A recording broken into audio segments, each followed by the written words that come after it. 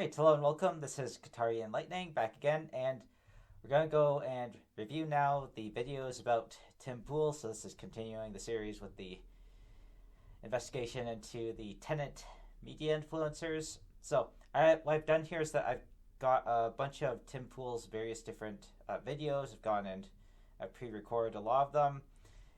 So basically I can go and replay them back. I'm going to go and commentate over them. A lot of these are just kind of snippets that I've selected from different videos. So that's what we'll be doing.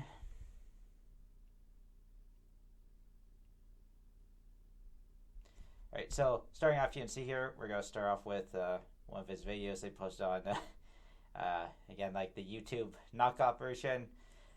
You also note, by the way, the lovely people that Pierre Thiel goes and decides to go and say that you should go and watch here. So Charlie Kirk, Glenn Greenwald, the Jimmy Dore show. Again, like these are the sorts of people they want to go and funnel people into watching. Tim Pool, of course, being one of them. As you can tell, 403,000 followers here. Of course, there's been some speculations with Rumble. Let's just say that certain things are a bit inflated, right? Yeah, so anyways, this is Tim Pool, who, remember, we're talking about the new right, and like I said, one of the things that the new right likes to do is it likes to go and fearmonger a lot. And so this is this whole business of World War III. They're constantly fearmongering about World War III, right? So, Tim Pool, Ukraine's invasion of Russia risks World War III. Russia could use nuclear weapons in retaliation. So it's for, you'll notice, like, again, doesn't blame Russia for any of this, right? Like, doesn't blame Russia for literally, doing this aggressive war. And that's, if anything, it was brought the world closer to a sort of major war situation. But anyways. We've got huge news from Politico. Ukraine's incursion into Russia could change everything, Mark Kelly says. This really set Putin back on his heels, he said of Russia's president. It really depends if China is ready to engage, to take Taiwan, and they want to go to war. Once more, again, has been established that the Chinese could even do that because, again, like, you have to understand, right, like, this isn't D-Day anymore, right? Like, this isn't where you can go and roll up to a beach, shell a thing, and you're not going to get responded to by a whole bunch of different fire from those areas, right? Because the reality is that you can go and mount much larger defenses on land than you can do at sea typically, right? So you can do like cruise missiles, these sorts of things. So the point is that to do a hostile landing, you have to first go get there, right, with your ships, which is going to be under constant fire, constant attack from everything that you can think of, drones, airplanes, missiles, cruise missiles, all these sorts of things, in placed artillery batteries on land. So you have to do all that, right? Then what you have to do is, once you've even landed troops, well, then they have to go and advance on the beaches, which again, you're advancing against people who already have, like, literally tanks, entrenched infantry. Like, just imagine how difficult this is nowadays, right? And stuff that could go, artillery pieces that could go and lay fire down on you on your beaches, right? So basically, you have to go and do all of that, okay? And this isn't just as easy as some people have said, like, oh, China could just go rock up a bunch of fishing boats and that sort of thing. Well, yes, you can, but you're landing just basic infantry in that case, right? Infantry that, they have maybe, like, they have missile launchers, like, that sort of thing. But that's, like, you're going up against, guys that have placed artillery, right? Like, just, so the point is that making a opposed beach landing on a developed country is actually an extremely difficult thing to go and pull off now, right? Extremely difficult thing to go and pull off. So it's like just saying that they could do this just because you look at the population numbers and go, oh, they have 1 billion people. Well, again, it's like not really, right? Because like you have to go get people from one place to another. Your opponent has a very small area to defend, and that's not even accounting for a fact that you have a bunch of different literal other countries that are dedicated to going and defending Taiwan, who, again, Taiwan is like a red line for a lot of the Asian countries, right? So the point, and then if China goes and does that, immediately it's cut off from world traffic, right? Like immediately its shipping can go and be blocked off. Its merchant shipping can go be targeted by submarines. almost anywhere in the world, right? Like, point is that once it does this, there's no return, right? And once more, China is not food stable. Like, China imports the vast majority of its seeds to grow its stuff from North America, okay? It's not food stable, so immediately on doing that, like, that all gets cut off, right? Like, the deal, you make our stuff, we go and transport food to you, like, this deal is off, okay? Like, it's off. So, the point being that, like, this isn't a sure thing with any sort of thing that happens with Taiwan, but it's like, anyways, of course he just wants to go. If China stands back and lets this happen, I don't know what Russia can do, but Ukraine has invaded Russia. Once more, this is a war, right? And Russia invaded Ukraine, so it's like Ukraine's been forced to go and play with its, again, handcuffed. Like, this was the sensible move. Like, this is what the original counteroffensive should have been. Like, because it would have, flanked Russia. It would have overrun their weak positions. But Russia's basically been relying on the international community that's supporting Ukraine to be too cowardly to go and do that, right? To go and authorize them to go and, cut it like that, right? It's been like, we're relying upon, we could basically go and leave a bunch of our area essentially undefended except by a few, brigades of conscripts, right? We'll leave it undefended, and basically we're going to just be relying upon the international community to go and tie Ukraine's hands and then say you can't go and do this. And meanwhile, we can then go and, put all of our defenses, all of our forces into that southern area, and that's where we can go and make the push, right? So here, though, again, Ukraine finally goes and decides we're not going to go and accept this. We're going to just go and move. We're going to go and do the actual tactical thing that we should be doing, right? I think this is the scariest outcome we could have seen. Hindustan Times, not that I think is the greatest source or whatever, NATO rift over Ukraine, Kursk's incursion exposed. Italian Deputy Prime Minister warns West of World War III. Yeah, here we go. Telegraph. World War III is closer than anyone dare admit. I mean, I've been talking about it. Ukraine has invaded Russia. Let's pull this up. Let's pull up the... Once more, again, these forces have done provocations. Again, a lot of these, they're doing destabilization efforts by supporting various different movements across the West in the far right and far left, right? They're using these as movements to go and destabilize the countries. So yes, this is Cold War and it's approaching, in a lot of cases, hot war, right?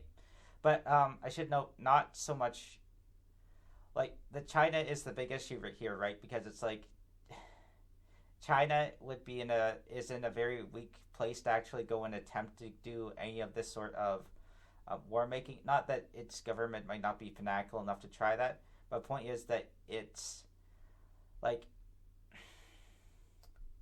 Russia is making this push, but we have Iran that's making aggressive posturing, but against, like, this whole thing isn't coming together the way they think it is. Map here, we're grabbing it, and we'll do Kursk, Russia. This is Ukraine invading Russian territory. Let me close this, drop this in. Okay. Once more, this is what he's upset about, right? It's like, yeah, the guy that you have been punching finally goes and punches you back, right? Like, does you set the wind, you'll go reap the whirlwind. Kursk. Here's the map. Here's Ukraine, and they have invaded this territory of Russia. It's kind of hard to see, but here's the border of Ukraine. They've now invaded Russia. Mm-hmm. I mean, we saw this coming. Have. Do you think Russia is just going to sit back and say, Western forces are invading our country? Once more, it's like he's being outraged over this. Once more, again, Russia is the aggressor. Like, Russia has been the aggressor this whole time. And it's like, yeah, Ukraine's finally going punching them, right? And once more, Russia's not the mighty thing that people think it is. And, I mean, frankly, like, as we pointed out with this whole missile charade, which is, the reality is that Russia's missiles are not actually even that great as far as the nuclear weapons are concerned. Like, yeah, they have a lot of them, but it's like, to be blunt, like, again, it's like Russia would lose a nuclear exchange. They might be fanatical enough to try that, but again, it's like they try that. That is the end of Russia as you know it, and it's the end. And while we're at that, the point is that it's not just the end of Russia, like a nuclear exchange, right? Which this is something that China also has to keep in mind, right? Which is that if you're going to destroy Russia, you're going to destroy like Iran. Like that's just the reality of the thing, and you're probably going to target a number of the other allies of Russia, right? Like just in the event of a nuclear exchange once more. But it's like, would you actually do a nuclear exchange? Like, there's been a lot of bluster over it. Again, there's been a lot of it's made certain parties like sort of back down, like Germany, right? But then it's like again, like that whole German government not very brave in a lot of ways, right? Like just, but anyways, Biden, they have like this whole risk, escalation that their whole shtick is that they're concerned about, so they try and like do the like incrementalism, right? But UK, right, Anglosphere calls Russia's bluff. They're not backing down, right? They've lost their minds. You vote for Kamala Harris, my friends. Don't be surprised if you're. There you go. Like again, like don't vote for the candidate that actually has the good geopolitical policy. And by the way, Trump again, absolutely terrible geopolitical policy now. Like again, like if nothing else goes, you can, no matter what your perspective on domestic politics of the U.S. is, like just that level of terrible geopolitical posturing that Trump does, like it'll end badly for you. His divisions that he's trying to go and set up in the U.S., where you're constantly ranting against Hispanics and Haitians and whoever else he wants to go and target. Again, this is going to end very badly for the U.S. But so it's like, when you have one person who's just going ridiculous levels, again, you might as well just go with like the other candidate, even if it's like you think that the Democrats aren't the best or the greatest party, but it's like again they at least have a plan. It's not necessarily the best of plans, right? But it's like they at least have a plan that at least stand by the allies geopolitically, and that's important. A reminder again, Democratic presidents, right, led you to victory in 2 world wars. Woodrow Wilson, FDR, right? So that's relevant to point out, right? I guess you could say technically, if you want to go and toss in Eisenhower's World War II, sort of like a tag team sort of a thing, right? But anyways, drafted. Don't be surprised if your daughters are drafted. The Democratic Party wants to expand the. Again, like drafting. All right, like yeah, here just fear mongering once more. Well, reminder, like NATO could go and defeat Russia, and if you go and defeat Russia, you've cowed like China already, right? Like China can't operate without Russia. Basically, like if you can go defeat Russia, Iran, you basically won, right? Like, and point out that China, geopolitically speaking, there's a time limit on how far this wolf warrior aggression goes, because the millennial and Zoomer Chinese, they do not think in the same sort of way. So it's basically while the really old people, like this generation of really old people, boomers, like older Gen X, right? It's while they're in power in China that this is why you have the wolf warrior posturing. But if that generation can simply be outlasted, you're going to be in a situation where you're not dealing with an aggressive China anymore. Draft to women. All of these single cat ladies, the greatest thing in the world for. Again, it's like just this rhetoric, right? Just also like there's no evidence that the U.S. Army has been needing to go and expand the draft to women. And it's like to clarify how this works actually is that if you go to a lot of the different countries in Europe, for example, the men have like a draft, right? But the women, it's their names are taken, but it's like a voluntary draft, and you don't even have to go and like you're not expected to go and do like hardcore combat roles, right?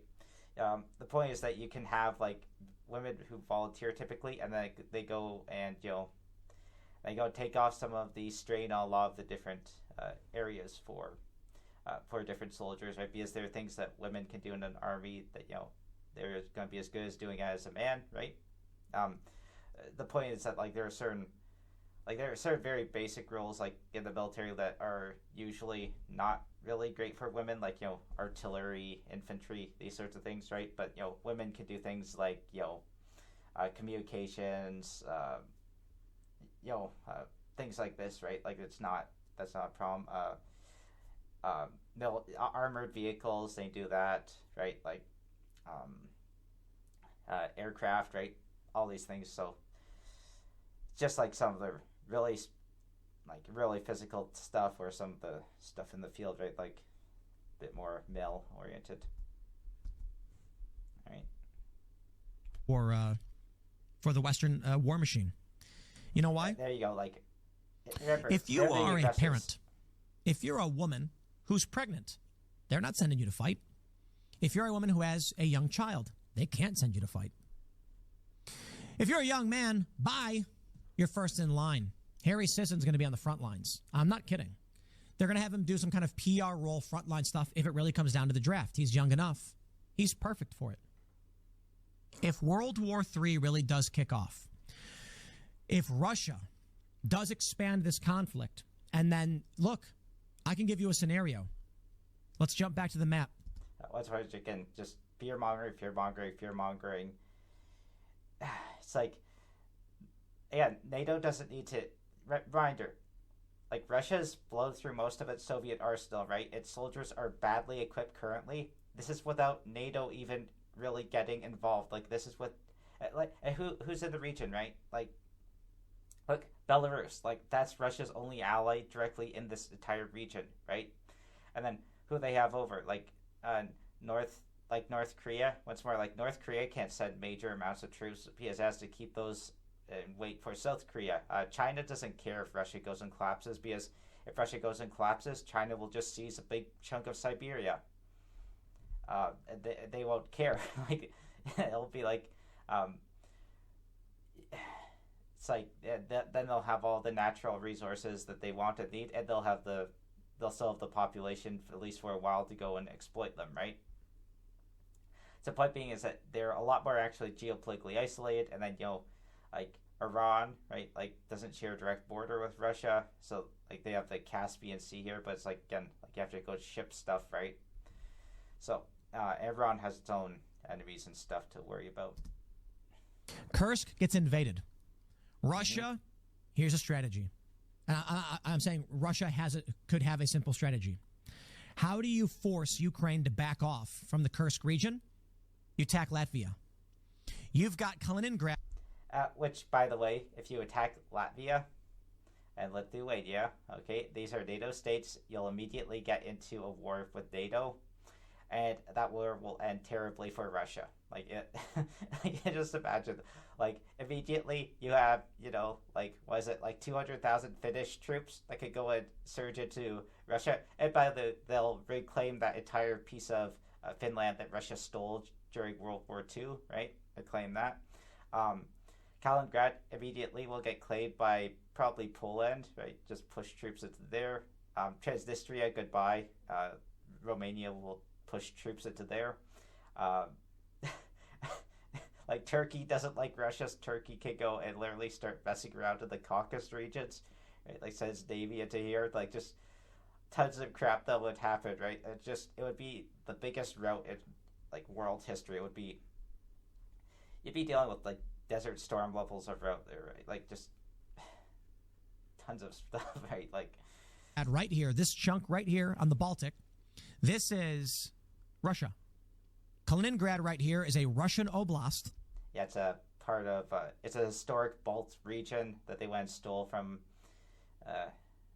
and then expelled the entire population. So, yeah, that's, I suppose, part of Russia now. That is not connected to Russia. It is bordered to the north by Lithuania. And by the way, they barely have any troops in Kaliningrad anymore. They went and moved the vast majority of them back to Russia. So, there you go. South by Poland. They could launch an incursion from Kaliningrad into Lithuania. No, they can't. They don't have the logistics for that. And if they're going to do that, they'll just mount it via Belarus, right? Like, Belarus provider is like just a puppet state of Russia's at this point. So if Russia wants to do, they'll just go attack through, like, just like they attacked through Belarus to try and get to Kyiv, right? They attack through like that section there. So it's like they'll just go and attack through, right? If they want to go and do that. What has been speculated is that there's like certain towns in these sorts of I think especially in Latvia there's like a little town in this region that was like largely Russian, and then there was some speculation they would try and get attacked through there. But again, it's like there's certain natural barriers, like there's a bit of a river that goes through this area that makes it a little bit difficult to go and attack. But in fact, they could attack Lithuania from the south and Latvia from the east. Which again, that would really start World War III, because then you'd be attacking NATO. And look at that, like there's literally NATO allies everywhere, right? Like all these countries are NATO. Like, and they have like tons of troops. Like there's like, what is it? Like there'd be like probably like 700,000 NATO troops in all these countries combined, right? Like just a hilarious amount of hardware. And so it's like immediately, and that's even without the like just that's without the Americans getting involved, right? Like just and then if you go to like the far east of Russia, like you literally have an entire island there that if things pop up, it's like, well, why doesn't Japan just go and claim that island that Russia stole from them during World War II? Like, you know, it'd be a massive expansion, but it would force Ukraine. By the way, the reason these guys all think that Russia has the capability to do any of this, by the way, is because they still think that Russia has that. They basically buy all those casualty numbers, right? Where it's like, oh, Ukraine suffered like 800,000 casualties, 900,000 casualties, and then Russia's only suffered like 100,000, which they think means that Russia has, like millions of troops in the field. And it's like, again, like they're deploying like super old equipment. Their troops are poorly equipped right now. It would be terrible, right? Like they couldn't do any of these things. The question is just how much have the Russians bought into their own lies about all these things, right? So because if they have bought into their own lies, they would try these sorts of things, and there you go. But once more, it's not something you have to go and fear. Or NATO to reassess. Now, I don't know that Russia could handle by itself going up against all of the Western powers. The question then becomes, how does Turkey handle this?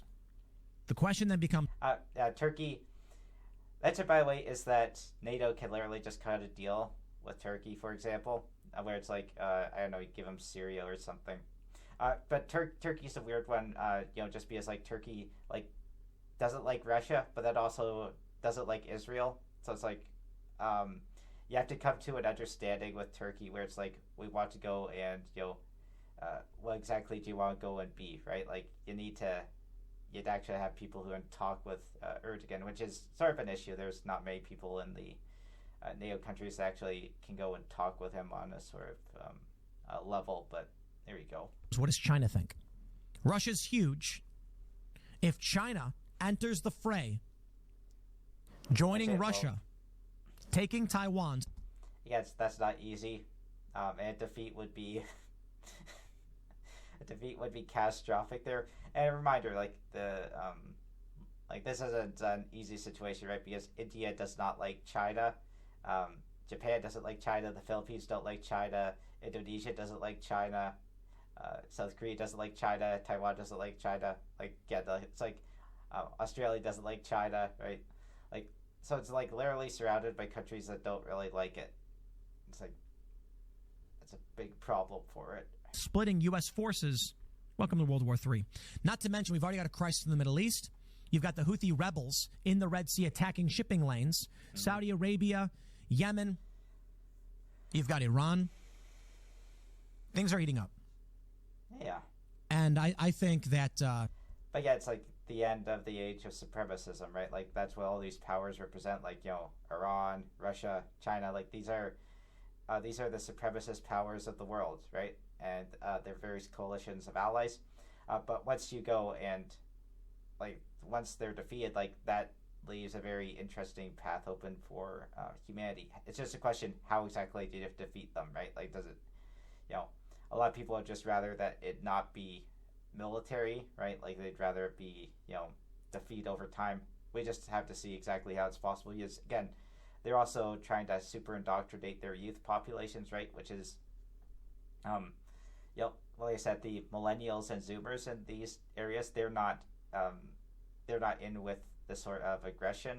But the thing is that, especially like the Generation Alpha in these regions, like they're being very much indoctrinated. So that's an issue. I fear. I don't know. I fear. We will have full-scale war before the election. I mean, I feel like it would result in Trump winning, but this is their fail-safe. Once more, again, like just buying the whole propaganda notion that Trump is this major candidate that everyone loves, when the reality is, again, Trump's done everything possible they could do to literally go and say, oh, I'm going to do this my way, B. And meanwhile, he's gone and, utterly isolated a whole ton of people who might have otherwise supported him.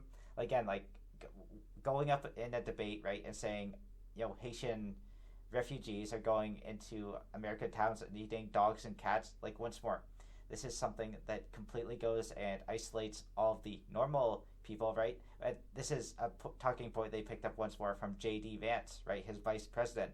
So, like, putting that guy in the vice president role, like, our wannabe vice president, right, like, literally isolates tons of different people, says, we have absolutely no interest in dealing with anyone who is a normal Republican. We just want all the MAGA people. It's like, well, what percentage of America is actually MAGA? Industrial complex thing. There we go. Once more, takes language from the left, brings it into the new right? They call it, wants the war.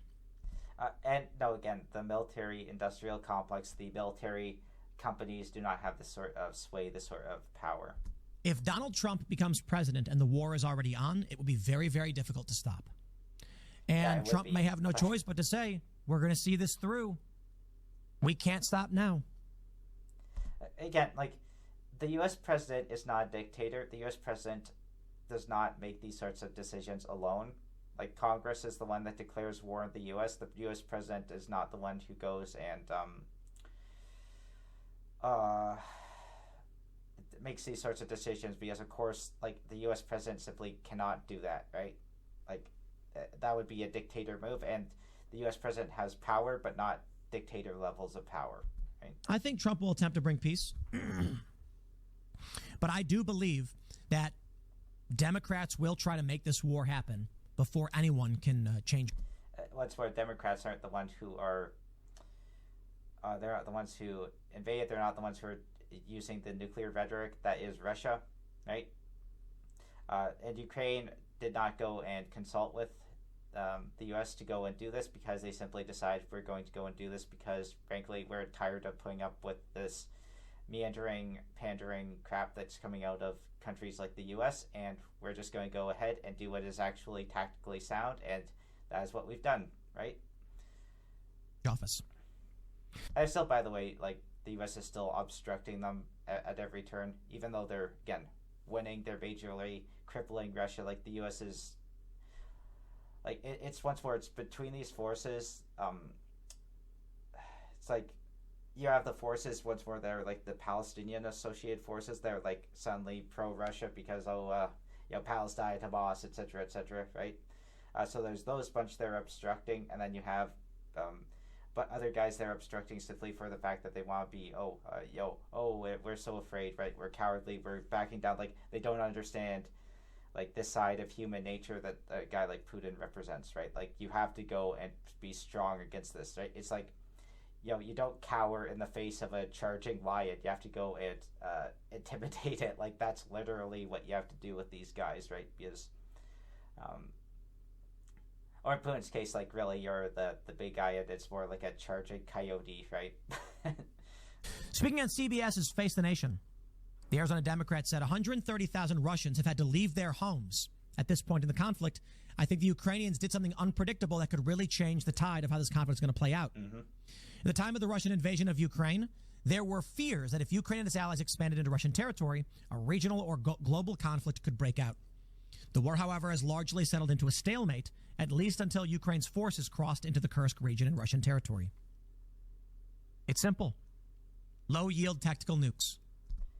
No, those don't work. Like once more, like again, like the brilliance of Timbul, right? It's like no,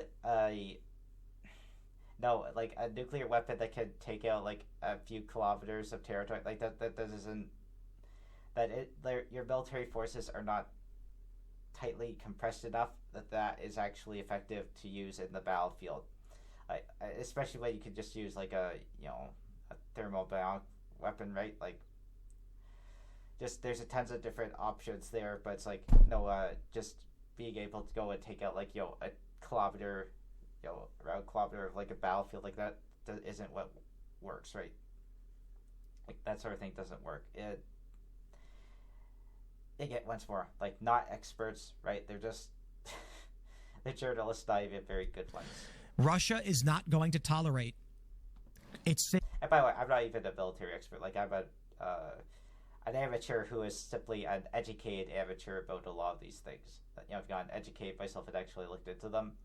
So him on the other hand, right? He hasn't gotten educated himself about these things, but he has a massive audience. So it's like it gives people the impression that he has something to say because there are a lot of people hear him listen, hear him say stuff, but it doesn't mean that again he actually knows what he's talking about. City being evacuated.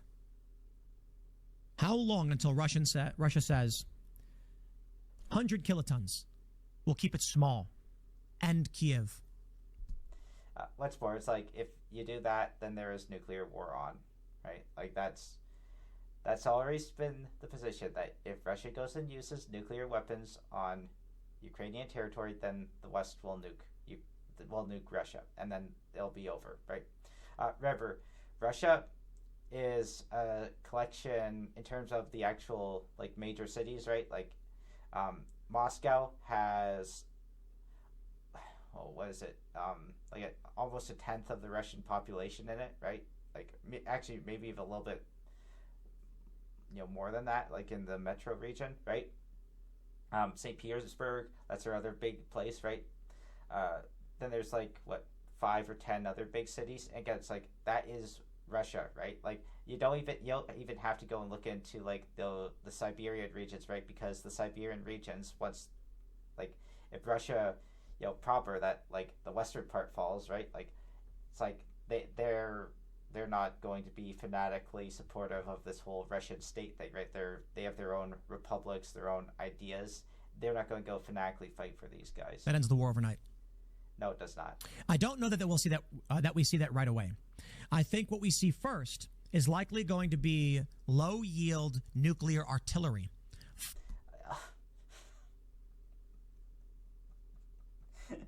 Oh, great! That's even nuclear artillery shells. Yeah, brilliant. Like literally, that's a stupid idea. Like a stupid weapon design. It's like that does not work. Again, it's not frightening anyone. Like your troops are not just like it's not like you have like 30,000 troops like tightly clustered, arm to arm, shoulder to shoulder. It's like they're spread out across a massive front line. So it's like, what is that? You take out like you hit a place with like a nuclear shell or something. It's like congratulations, you take out like a platoon or something, like maybe a company if you're lucky. It's like that's not exactly a brilliant tactical maneuver, especially when it's like you've seen weapons that have taken out like HIMARS. Like we've seen HIMARS take out bases that have way more troops than that. Like that have been taken out like half a battalion, right? Like just absolute garbage, right? Just pretending like nuclear weapons are this be all end all of world domination, right? Flattening the eastern region of Ukraine, just wiping out. And that would also imply that they're actually in artillery range of all that, which they are not. Some key areas. If Russia uses any kind of actual higher yield nuclear weapon, then it's World War III and they know it. Mm-hmm. But I don't know that it matters anymore. This is by the way where we saw this clip a bit earlier, but this is where he goes with his real psychotic little rant. Psychotic. Ukraine is the enemy of this country. Yep. See the rage there? Yep. Just assertions. Oh, Ukraine is the enemy of the U.S., right? Like just crazy, right? So Russia could do everything, and Russia could go and call the West satanic and call it evil, and then use every single trick in its book that to go and destabilize it, and then they're not the ones who's getting frustrated at, right? Of course, it's Ukraine, which is the Ukrainians who love the West, right? Who love America, um, whose frustrations with the West is like just simply because we, you know, the support has been like not what was promised, but it's like Ukraine is our enemy, being funded by the Democrats. I will stress this again. One of the greatest enemies of our nation right now is Ukraine. They are expanding this war. Now, don't get me wrong. I know you've got criminal elements of the U.S. government pushing them and guiding them and telling them what to do. Ukraine is a kind of actual higher yield nuclear weapon. Then it's World War III, and they know it. But I don't know that it matters anymore. This is psychotic. Ukraine is the enemy of this country. Ukraine is our enemy, being funded by the Democrats. I will stress this again. One of the greatest enemies of our nation right now is Ukraine. They are expanding. So there you have it, right in toll. It's like Ukraine is literally fighting your greatest enemy, right? Ukraine is taking Russia, which is, again, the force that's the most destabilizing of all of the enemies of the U.S., right? It's the force that has its hands in the most things, is the one that is the most clever with its propaganda, right? It's most clever with its infiltration. It has the widest and broadest appeal because it could go and reach into certain right forces. Also, remember, this isn't, unlike what you said there, it's not the Democrats. These bills to go and support Ukraine have been bipartisan in the U.S., okay? They've been Republican also. It's just they aren't the sort of Republicans that Tim Pool likes that are voting for them. And the Republicans that Tim Pool likes, they've been the ones that have been obfuscating and preventing the aid bills from going through, right? But there is a broad support for Ukraine that is across parties.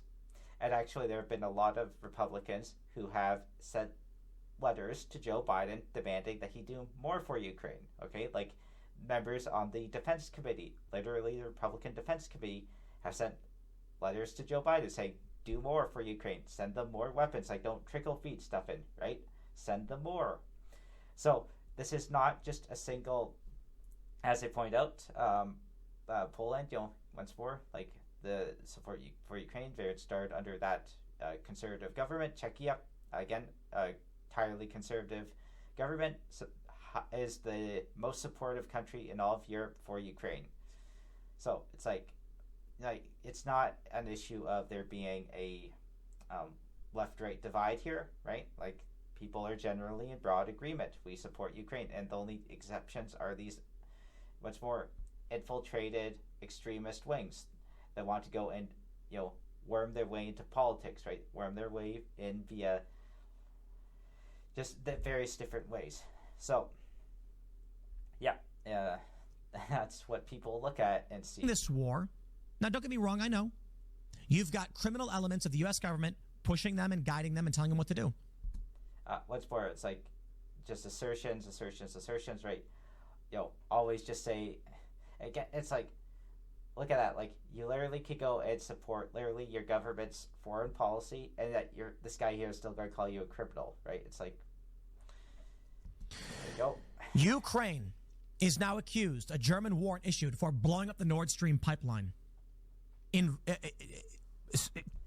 believe the specific accusation was for a Ukrainian diver. But anyways, okay, if they did, like, like, oh boy, yeah, too bad they cost a bunch of, German businesses, like the German business fat cats, like their cushy little scam that they were using to go and get a bunch of cheap oil, at the cost, by the way, of anything ecological, right? Like, they don't care about the ecological ramifications of it, but oh yeah, it cost German businessmen a bit. It's like, well, that's that's war for you. And I would suggest that it's like Germans.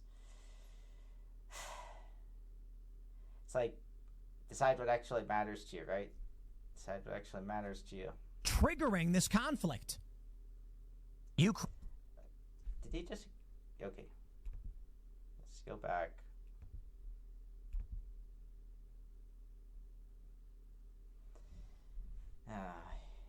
Are expanding this war.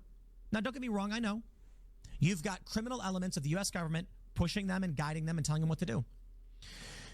Ukraine is now accused, a German warrant issued for blowing up the Nord Stream pipeline, triggering this conflict. No, that was not what triggered this conflict. The Nord Stream pipeline was destroyed after the war began. Like, again, it's like, see what I mean? Like, just lies after lies after lies after lies. They're going for so quickly, it's like his audience is not going to be able to pick up on these because they only listen to ever to, his side of things, right? Like, they have no idea, right? No idea. So the conflict, a reminder, began when Russia, well, really it began back in 2014 when Russia insisted on annexing Crimea and then establishing a bunch of these so-called separatist republics in the Donbass region, right? And then, so these alleged, civilian militias suddenly now have a bunch of fresh Russian tanks and artillery pieces and rocket launchers that all conveniently have a whole bunch of ammo, right? So it's like, went and, funded all of that. And at the time, the Ukrainian military was very weak and didn't have high morale. And so they were trying to go and push as much as they can. And of course, you have like like people pointed out, like this is why they don't like the Azov battalion, right? Because the Azov battalion was the ones who dealt with the defeat and then pushed them back. And then it was like, this is how, groups like this, the different territorial defense groups, right? Like they're the ones that managed to go and halt the flow. And then Ukraine went and once more, it like lost a bunch of territory. It's like, just keep going. Does this map literally also have Ukraine without Crimea? Like, I'm not crazy. Like, that's a little white piece there, isn't it? Like, literally, it looks like they have Crimea for Russia. So it's like, against Google, I don't think that was Google's official policy to do that. So maybe I'm just seeing things there. Anyways, point being though, it's like, no, Russia invaded February 2022, went into Ukraine, right? Like that is what happened. And that's been war ever since. So it's like, that's what happened. And it wasn't, again, Zelensky did everything he could to go and stop them from doing that. He even retreated troops from like prepared positions. And that is how Russia managed to go and overwhelm a lot of them, right? Because Zelensky was trying to do a last-minute peace move. And, of course, Putin didn't accept. But, of course, Zelensky is the warmonger, of course. Ukraine is the greatest threat to this nation and to the world. Wow, isn't that... Ukraine is the greatest threat to this nation and to the world. Like, again, like, this is what propaganda does to you, right? Like, literally, this power, Russia here, right? Russia can literally be the one saying, oh, we're going to go nuke most of the world, right? And yet, and then they send out all their different subversive elements all over the world.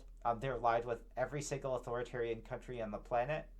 They're supporting them, they're bolstering them, they're being supplied by authoritarians like Iran. They're encouraging Islamism throughout the world. Like, they're literally the manifestation of supremacism, once more. And yet, this is somehow is the country that is standing against them, Ukraine, that is somehow the greatest threat to the U.S. and the world. Like, you see how ridiculous this is, right? Like, Tim Pool, alternative reality, right?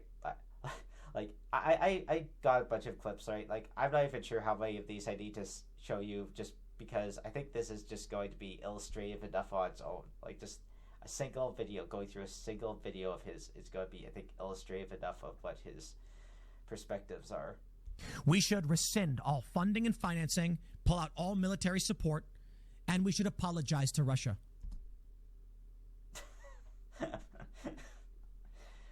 My gosh. Again, like, you see how ridiculous this man is. Like, this weak, craven, cowardly, corrupt man here. Man he be, indeed. Just gross. That's a new right for you. That's your Tenet new right. We take money for corruption, right? Vladimir Putin's a bad guy. Oh yeah, and now you're both siding, despite the fact that you've gone and accused Ukraine of being literally the greatest threat to humanity. Like, you don't get to both sides the bullshit. Like, you don't get your stupid little disclaimers of saying, "Oh, I don't like Russia," even though I'm going to go and advocate stuff that goes and literally gives Russia everything that it wants. Like, you don't get to do this, you moron. Not a good dude. Don't like him. Yes, you do. You've literally gone and argued for him. You got mad that this country is opposing his invasion. Like, you've literally gotten mad over that. You're emotionally attached to Russia. Like, you're emotionally attached to seeing them win. That is what you are. But for what reason are we now allowing Ukrainian forces to invade Russia? Why attack Hitler? Hitler has not attacked us. Remember, that is what the peace marchers were out in force in World War II, right after when the U.S. declared war on Germany after the Japanese attack on Pearl Harbor. They're like, well, why don't we just go to war with Japan? Why are we bringing in Germany? It's like, no, these are forces that are aligned with one another. Like, they're the same thing. It's like, again, note the anger, right? The emotional attachment to seeing Russia win, to seeing Russia conquer Ukraine, to seeing Ukraine destroyed, right? Just miserable guy. Russia's only recourse if they lose the Kursk region is going to be just carpet bombing Ukraine. They've already been trying to do that, and that's like, again, the Ukrainians are used to all these things because once more they've been experiencing them. Like, again, these guys don't tell you about all the civilian infrastructure that the Russians have been destroying. They don't tell you about how they go and send missiles down to the Ukrainian cities. They don't tell you about how they use untargeted missiles and they go and, just point them vaguely at residential areas, open bomb these cities. I don't tell you about any of these things, right? So, and the answer, by the way, is that, of course, you could just go and, actually do what Ukraine asks, which is, withdraw your forces from the actual parts of Ukraine that you're literally occupying. But, of course, for guys like this, once more, it's like Russia is the one that deserves everything because we're, allied with the supremacists, right? They cannot win, but by the graces of Russia does Ukraine continue. Do you see how perverse this is? It's like by the graces of Russia does Ukraine continue. We should apologize to Russia. We should apologize to Putin. Like, do you understand how insane this idiot is? Like, literally. I'm not even going to bother with the rest of this after this video. This has made my point entirely. Like, I don't need to see what his moron co-hosts say. I don't need to see what his interview with Matt Gatz, what they're talking about. I don't need to see any of this. I just know everything that I need to know from what he's gone and admitted here. Just everything. Because Russia has nukes. Yeah, and so does America. And so does France. And so does the UK. So does India. Like, what's your point exactly? And frankly, so does Turkey now that it's... so does Israel, for that matter. Like, all these places have nukes. Russia is deciding not to flatten Ukraine. No. Russia would gladly go and nuke a few cities in Ukraine, but the West has gone and said, if you go and do that, we'll go and nuke you. Again, and Russia is sending, again, everything that is conventional, like cruise missiles, suicide drones, like all these things. Yeah. If Russia decides right now that an invasion into their territory is too much, and so... suddenly it's too much when their territory is invaded after they went and invaded someone else's territory. They genius logic, their pool. They decide to just carpet bomb or nuke. Again, they can't carpet bomb Ukraine. There are aerial defenses in there. They literally have to go and do the cowardly thing, which is shoot off long-range missiles and stuff from airfields that, by the way, the West won't let Ukraine hit because, again, there's like a bunch of these obstructionists in power. They're going to say, oh, we're not going to go let you have these, long-range strikes into Russian territory so that you could actually deal with things like bombers that are trying to go attack you with cruise missiles. Like, just ridiculous stuff, right? Ridiculous stuff. But again, and Ukraine is still managing to go and hold on and do pretty well. Ukraine, it's over. No, it isn't. once more, it's like you don't go and see. Here's the thing, too, right? Like once more, go look in World War II, right? Like it wasn't over for Germany when the Allies, for example, bombed Cologne or bombed other cities. It wasn't over for Japan when the Allies went and bombed specific cities. It's like it's over when, as a developed country, you don't actually have the means to go and fight back. And what's more, there's a shield, a missile shield that is protecting Ukraine. So it's like that you try and use anything like that. And what's more, Moscow and St. Petersburg, once you just literally destroy those two cities, like it's over for Russia. Like there is no more Russia. Like Russia as this legacy is gone.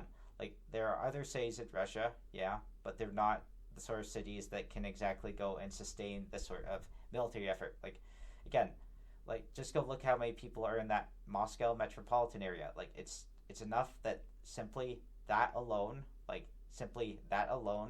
would be entirely crippling to Russia, right? Like that's where everything, like Moscow and St. Petersburg, that's where their intellectuals are located. That's where their centers of government are located. Like it's just these are the places where they have to go and fight. Just maybe that's what NATO wants. Justification for entering the war and scaling things up and starting World War III. Again, let's get this straight. So apparently, if Russia nuked a Ukrainian city, then it would still be NATO's fault for starting World War III.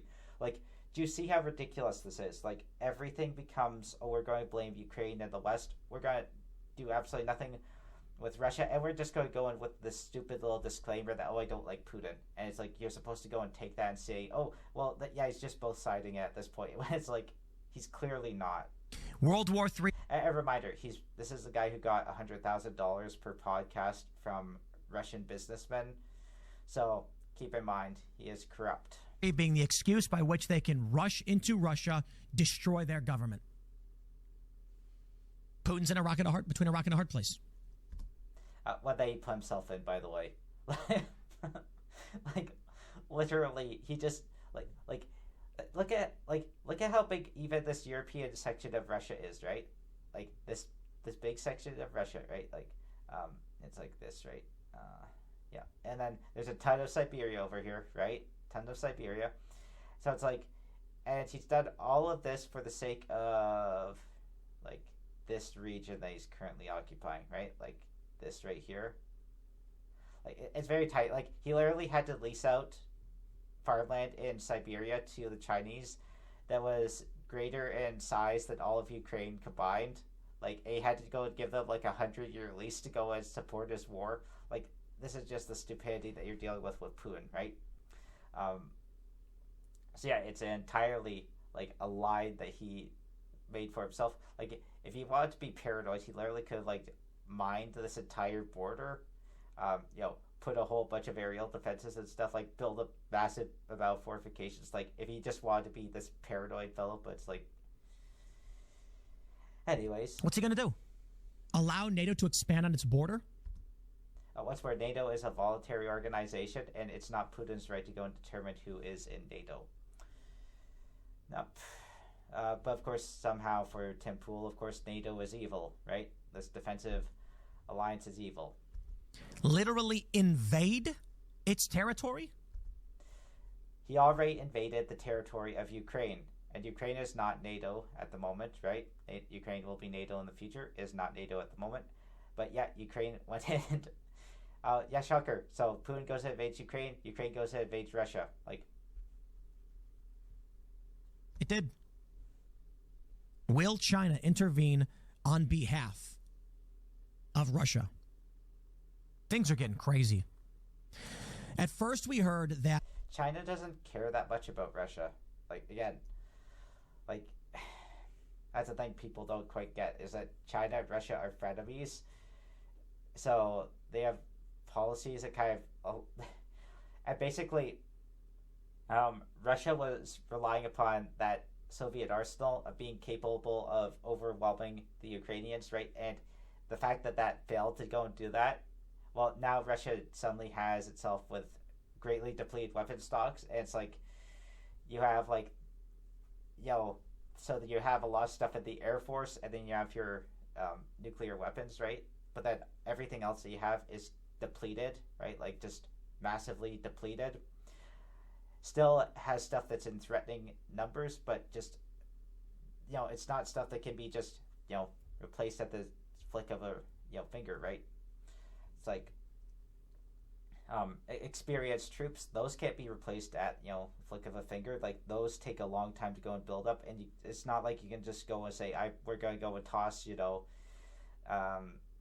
conscript 3 million guys and then toss them assault rifles and then say go charge into combat. Like that's not how it works. Like you're not going to succeed at anything with that, right?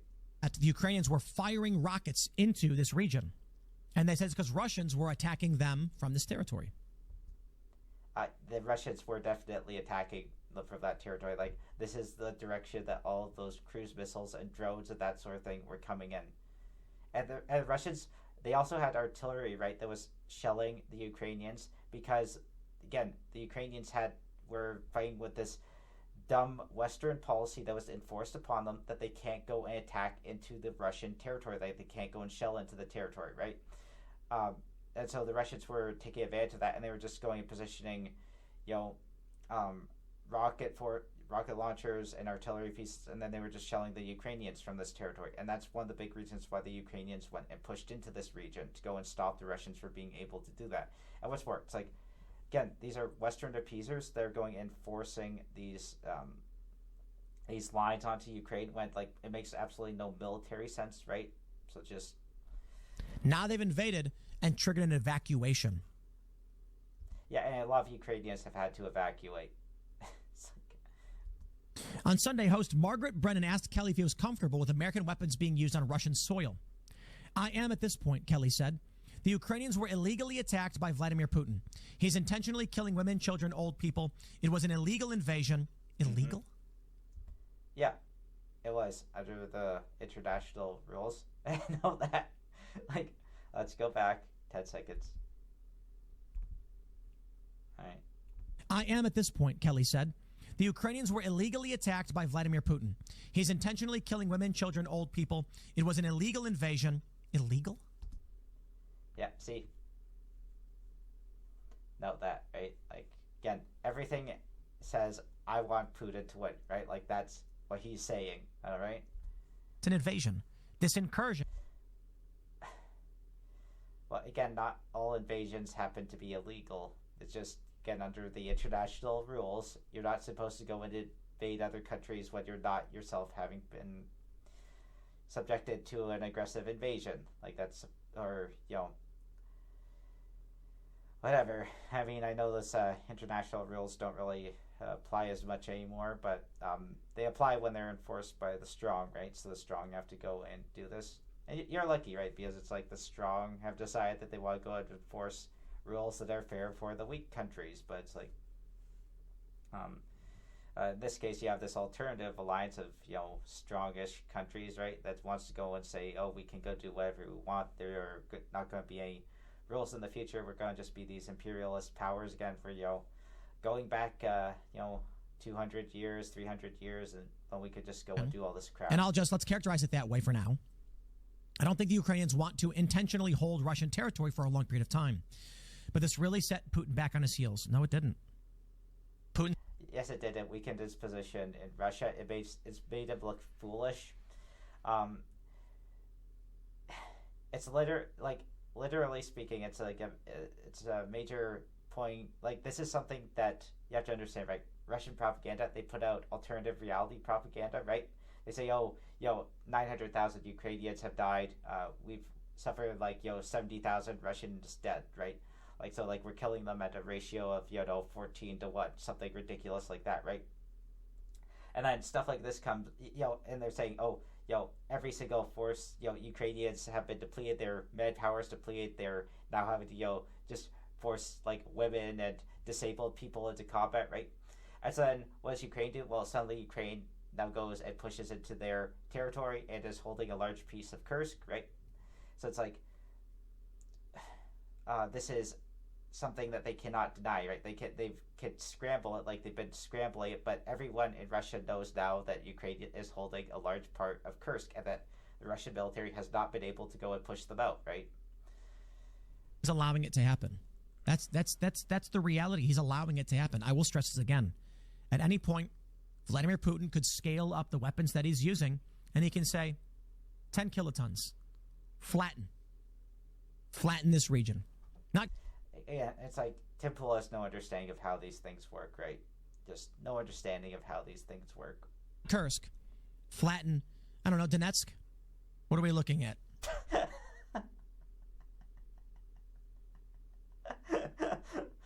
Oh boy, that's comical, right? It's like, hey guys, let's go flatten a city that we hold, right? It's like likely where they're just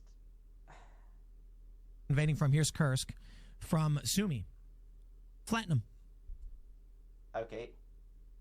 And when you do that, you start World War III successfully. Like, yeah, great. He can literally just flatten the rural areas outside of it. They don't matter. Like, see what I'm talking about? How absurd this all is. It's like, okay, so you flatten a few farm fields. He can destroy any means by which vehicles could transport through, and he can say, cut them off. Again, this isn't how it works. Like, just ridiculous stuff, right? Like, yeah, absolutely no saying of war. Tactical. And a reminder, what's happening in the Kursk region is that because of the way the river system works there, like, the Ukrainians have literally forced the Russians, if they want to go and transport stuff into Kursk from their major direction, they literally have to build pontoon bridges, and Ukraine can just go and, like, literally has been shelling every pontoon bridge that they've been building, and so they can, just take them out really, really easily. So basically, the Kursk, like the attempted counteroffensive in Kursk, right, completely ground to a halt. The Ukrainians are in the process of actually literally flanking the thing and like pocketing it.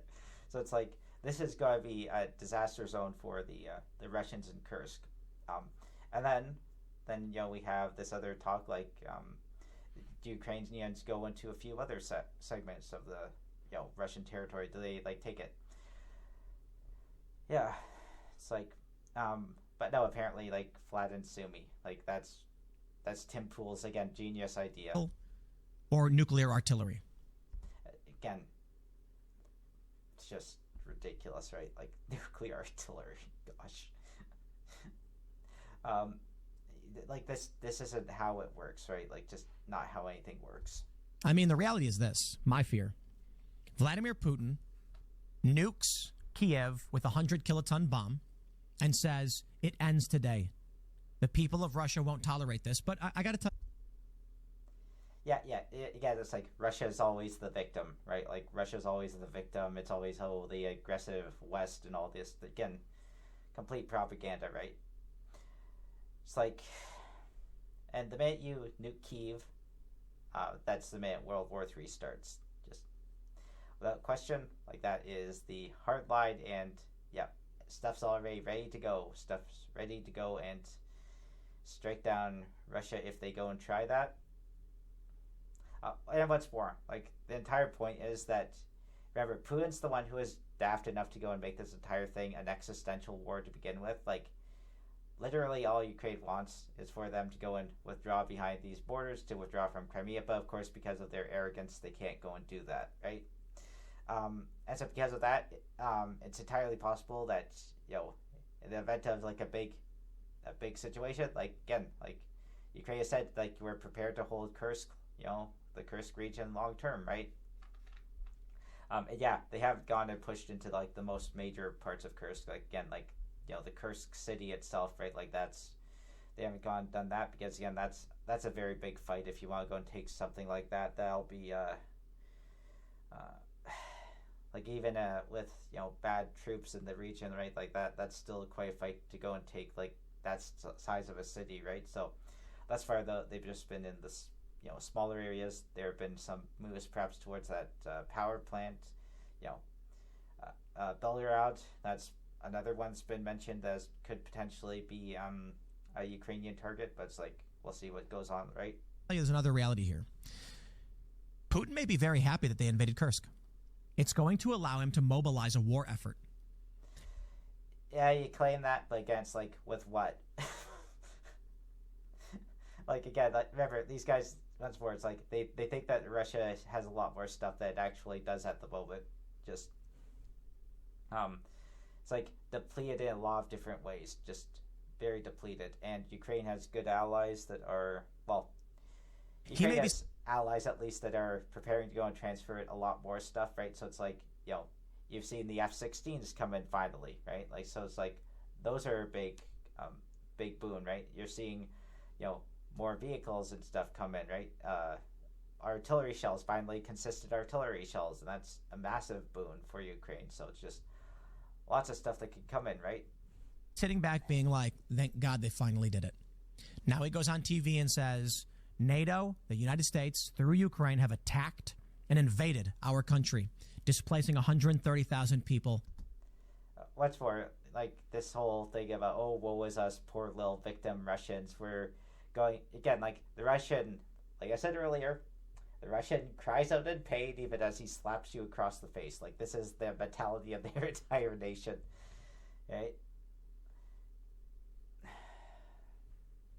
He might then say, my fellow Russians, you must mobilize. We need... he's already been doing mobilizations. Yeah. But you know what? You can only mobilize so much of your country, right? Especially when you're under a lot of sanctions and that sort of thing. And you can only mobilize so much before you start to really run into some issues. And there have already been production issues. Ukraine's taken, was it at this point, like 20% of Russia's 25% of Russia's literal fuel production facilities offline. Yeah, just pretty great stuff, right? Weapons manufacturing. We need resources. We need food. The war has been... Well, that stuff doesn't just appear overnight. Like, manufacturing factories don't appear overnight, especially when you're under major sanctions. They just don't. So it's like, okay. Brought to us.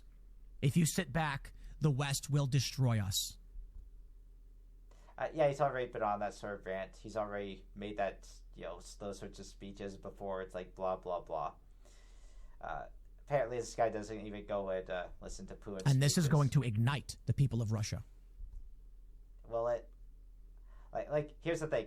Those conscripts in Kursk, like they surrendered en masse, right? Like they didn't have the belly for the fight, right? Like everyone who has that sort of, we want to go rah Russia, they're on the southern part of Ukraine already, right? Like everyone who wanted to go and volunteer and be like this major soldier bro dude, like they've already gone volunteer. So now it's all like the bunch of conscripts that you have to go and call it, right? So it's like, and yeah, Russians are used to being ordered around, but they're also used to surrendering en masse when stuff doesn't go their way. So we'll see about those different. And remember, like Putin's had to go and like literally say, if you go and surrender, we're going to go and toss you in like a prisoner camp, or we're going to go put you in like a, assault battalion that's just going a storm battalion, right? Like that you're just going to get thrown into the conflict, right? Like this is what he wants for his various different soldiers. So it's like, yep.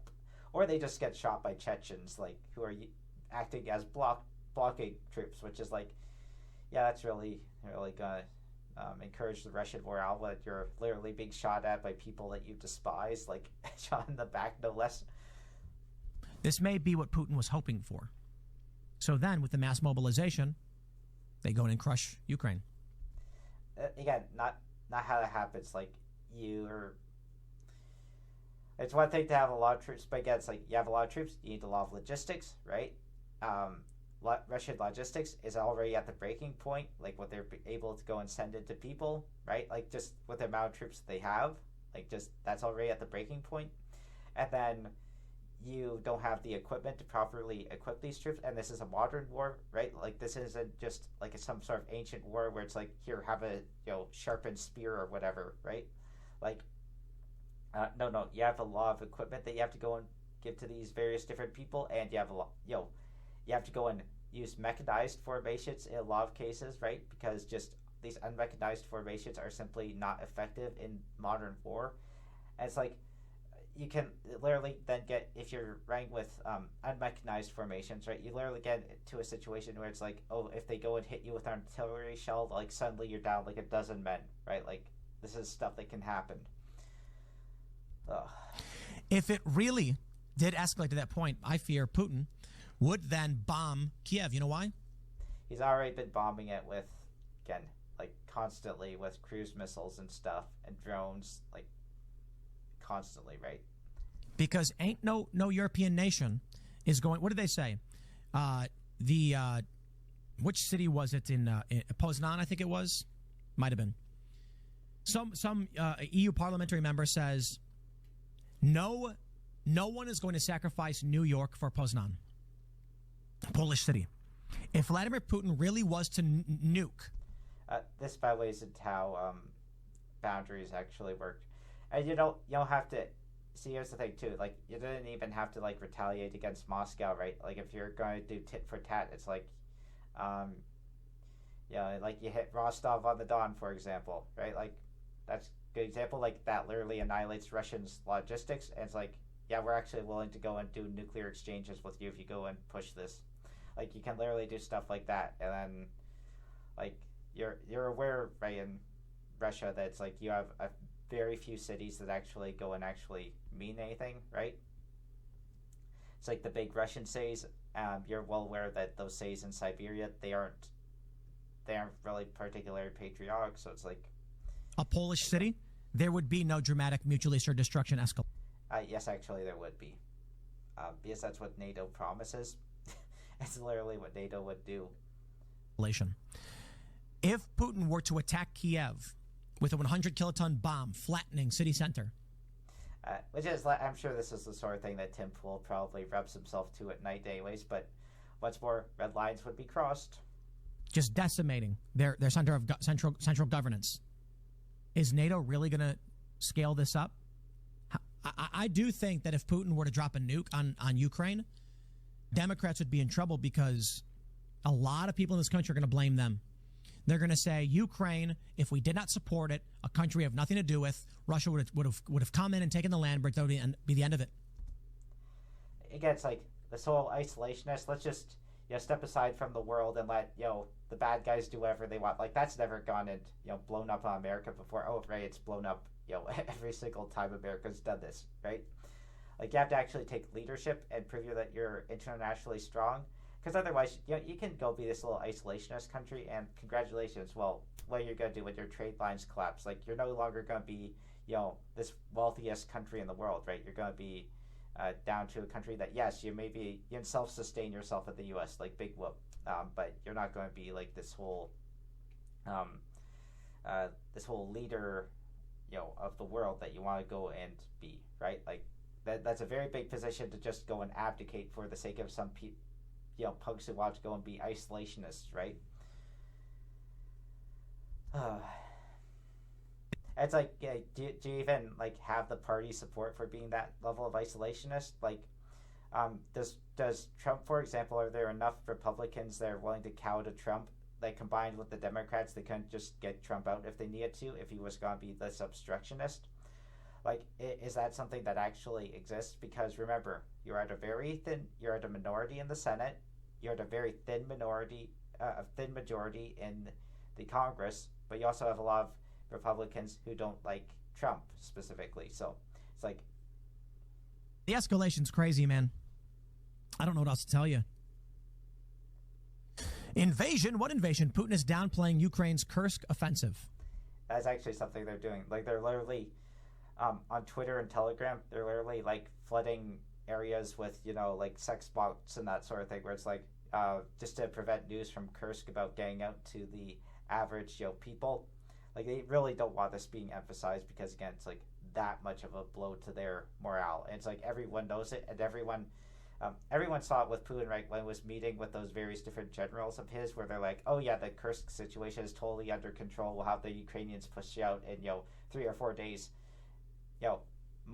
Like over a month later, it's like Actually, we haven't done any of that. We haven't been able to do any of that. And so it's like, this is exactly what's happening, and everyone's starting to realize that their Russian government is actually just going and lying constantly because they need to lie. Like, they need for Putin to just, rubber stamp their stuff, right?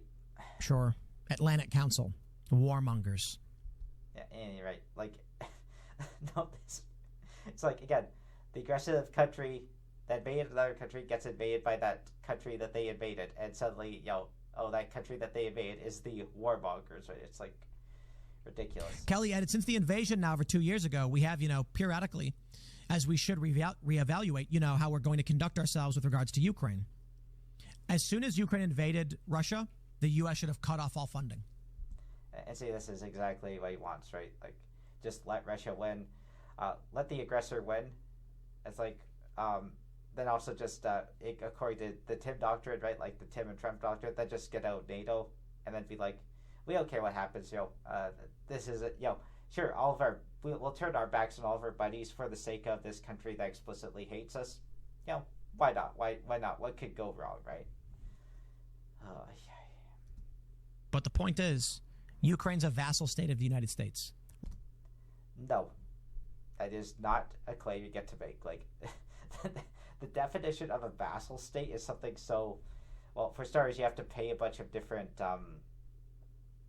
like a vassalage is like literally you have to pay a bunch of, like, for example, it's like if you go and collect, like, taxes, it'd be like vassalage is literally like you have to pay like 30 or 40% of your taxes that you collected to a foreign nation, or they get to literally run their own taxes in your nation to go and say this is what your people have to go and pay for us, right? It's like, so it's like, no, so different, right?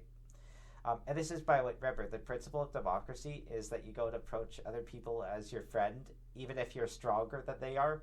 Whereas the principle of the autocracy is that you just go and order the people that are weaker than you, tell them this is what you're going to do, and this is you're going to go and obey me, right? And so this is what the Russian mind, which is fundamentally autocratic, right? This is what they'll never understand about how the way that democracies approach the world. Right, which is where you go and approach other people and you go and have like discussions with them, and this is what you do even if you're a bigger country. They'll never understand that, which is why they always have to go and interpret the Western world via this autocratic perspective, right? So that's what they'll never ever understand. Never understand, because again, they just think that everyone has to go and think like them, which is why they go and Russia knows this. We are being dragged into that war. I'll leave it there. Smash the like button. Subscribe to this channel.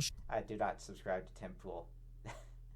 Do not subscribe to Tim Pool if you watch his videos. Do a little downvote, by the way. Like, just share the show with your friends. You can follow me on X and Instagram at Timcast. I would not recommend that, but I would also, you could perhaps drop by occasionally for a laugh at how ridiculous these propagandists are. Subscribe if you didn't already. Thanks for hanging out. Next segment will be at 8 p.m. at youtube.com/TimCastIRL, and we'll see you all then.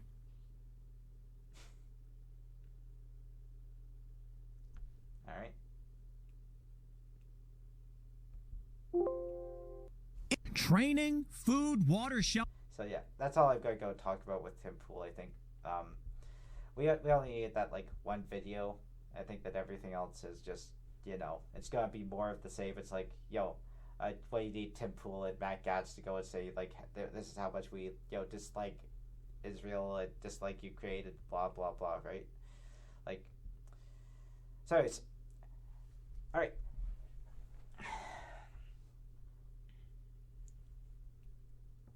So anyways, that has been my review of the various different Tenet media personalities. They are, once more, mostly corrupt. Like, you can see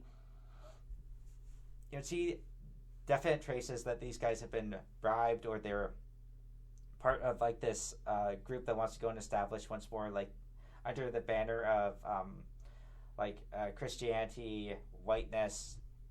This is they want to go and establish an authoritarian justified by these various different doctrines, right? They want to go and establish an authoritarian state.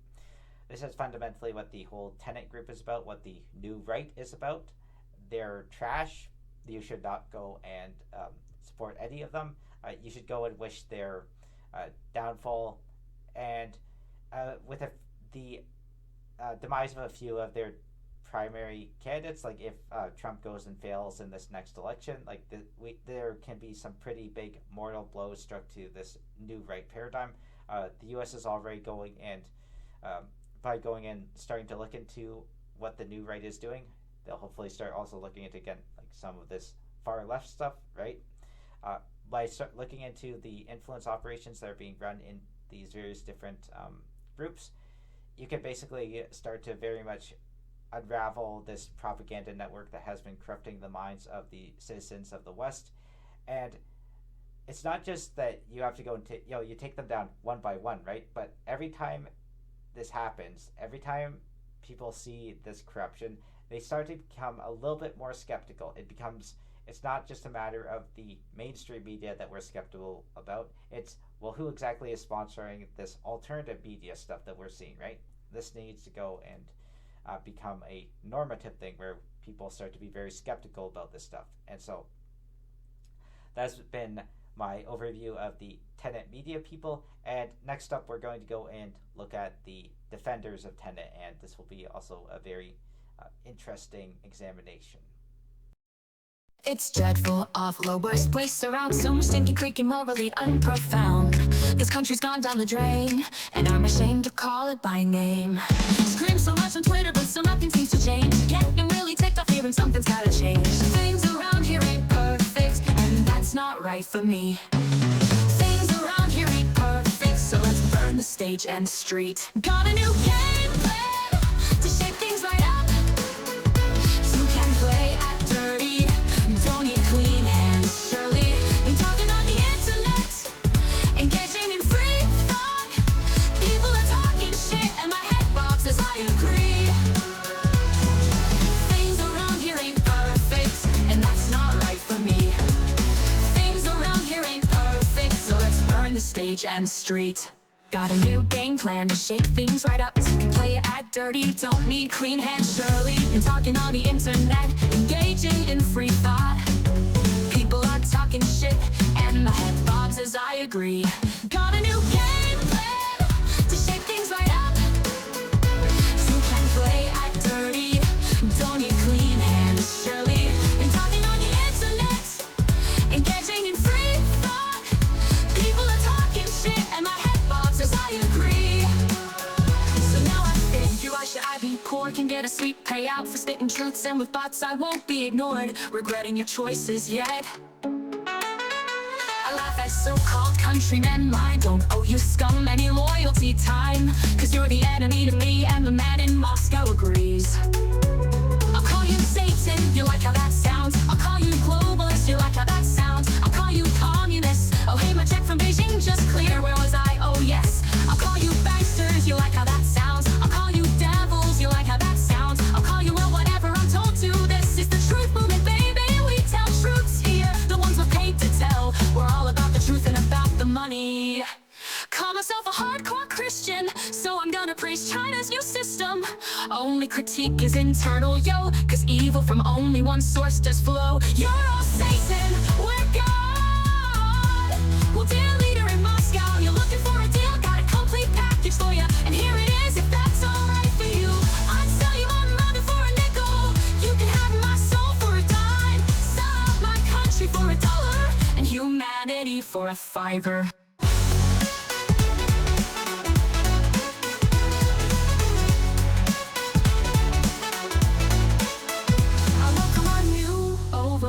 Oh yes I do, oh yes I do. Freedom's collapsing everywhere, and I'm cheering it all. Oh yes I do, oh yes I do. I welcome our new overlords. Oh yes I do, oh yes I do. Freedom's collapsing everywhere.